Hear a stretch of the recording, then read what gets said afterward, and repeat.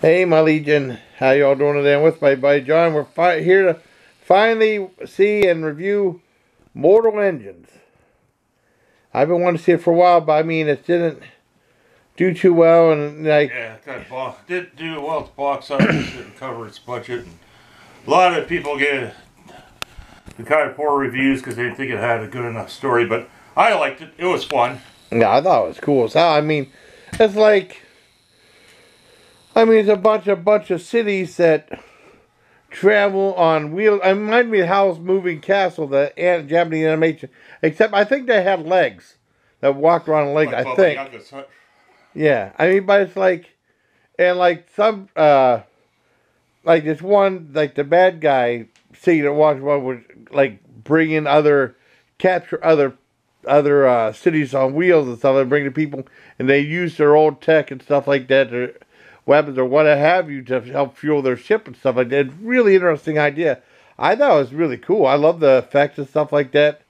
I'm surprised. Some people said it was just...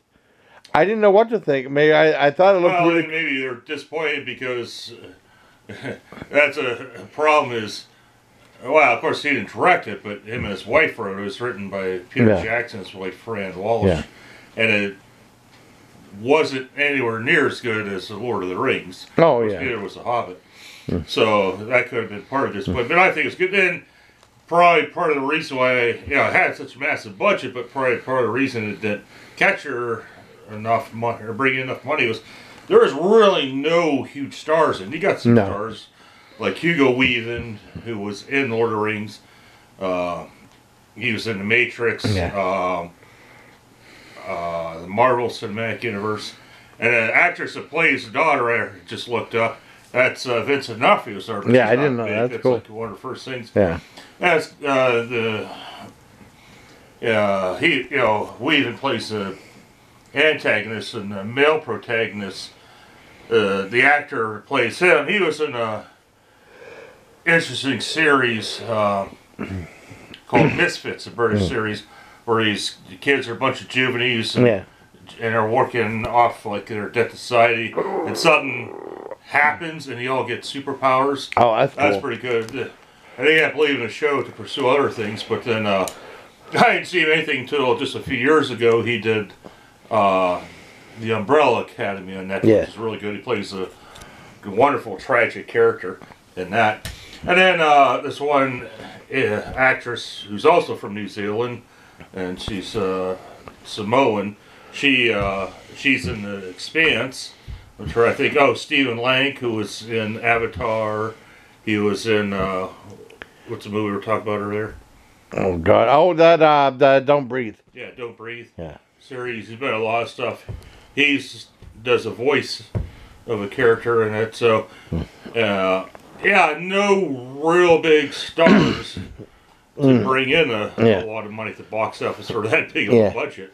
It was real. I mean, I just thought it was wicked cool. Like the Cities on Wheels, I think that's real. I thought I was right. As soon as that happened, I mean, there was a little bit of expedition. It was like I didn't know what to think, and I didn't know if this was going to be a turkey. You know what I mean? I say a bad movie, like an overlong movie that wasn't interesting. But no, I was captivated right away. When I first saw the cities fold up and then like move, and then I was hooked. And that was like 3-4 minutes into it. Big page out of the book of Star Wars. Yeah. It was cool. I really liked it. Which I won't go into. Yeah.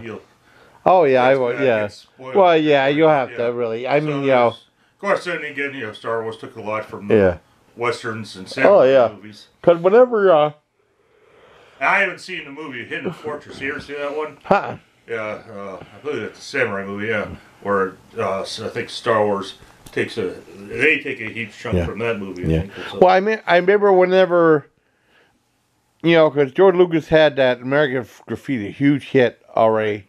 Well, he tried science fiction with THX 1138, and I didn't see it till years later. That's really good, but it flopped. You couldn't find it 2 years later. What's that?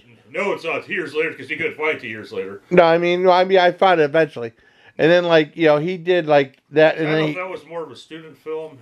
He did, it was THX 1138 4EB, and And then Warner Brothers, and then and then Warner Brothers gave the money to do a big budget with Robert Duvall that didn't do well, but it's a cool movie. I finally saw it saw it after I was in the military, and he did like American Graffiti, and then he started shopping around.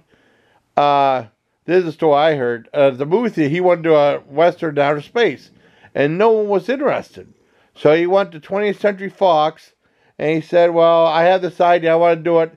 And the guy said, well, I'm not interested. He said, well, let's play a poker game. And if I win, you have to pay for it, or something like that. And then he won. And that was true. That's why I heard the book. I don't know. Well, that's the way it was fun to think of it as true, though. You know. But like, well, that's like the one guy says, oh, you know, the one Rooney always puts up the Steelers in the game of poker. It's like, well, he doesn't own all the Steelers. Yeah. His family owns the Steelers and other people. Yeah. So it's not like because he's like, this guy was always worried that the guy would lose a poker hand and lose the Steelers.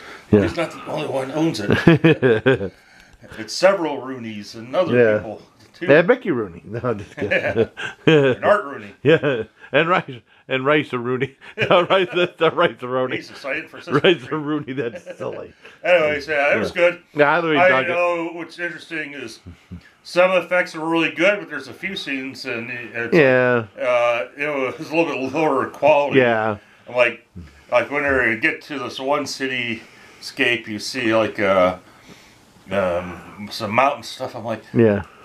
I've had video games with better quality than that. I mean, I remember seeing like the Black Hole again back in like the 2000s or something like that. I mean, they spent $40 million, a ton of money back in '78. All right. Disney's first PG-rated movie, trying to be like Star Wars. It didn't do very well. It did okay, but there was a scene where they had like that one cool monster on a mountaintop that just looked like little thing. Like I could put like a little mountain on an action figure right here. Right. That looked fake as hell. But the rest of the movie looked great, but that looked so fake. Right, but that was 1978 technology.